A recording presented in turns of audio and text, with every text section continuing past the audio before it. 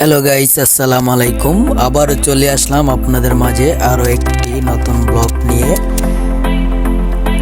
গণেশের পার। তো আজকে আমরা বন্ধুরা মিলে সবাই ঘুরতে আসছি রাতের আধারে দোয়া কাতার নামক পরিচিত শহর থেকে গণেশ পার। গণেশ আসলে আপনাদের অনেকের সময় অনেক দেখবেন মন খারাপ থাকলে গণেশ পার ঘুরতে আসবেন, আপনাদের মনটা একটু ভালো হয়ে যাবে। গণেশে পারে এসে দেখতে পারবেন ট্রলারে উঠে ফিলিপিনি মেয়েরা, নেপালি মেয়েরা কত সুন্দর সুন্দর ড্যান্স করে সবার সাথে। বাংলাদেশের ছেলেরা যায়, পাকিস্তানিরা যায়, ফিলিপিনিরা যায়, নেপালি ছেলেরা, মানে সবাদের সাথে ওরা ড্যান্স করে। এখানে আসলে আপনার মনটা একটু ফ্রেশ হয়ে যাবে। ঘুরে দেখবেন। যাবো হাঁটতে হাঁটতে মিউজিয়ামের দিকে। এটা হচ্ছে আপনার পুরানো মিউজিয়াম, নতুন একটি মিউজিয়াম হয়েছে, এটা অন্য সাইডে। তো মিউজিয়াম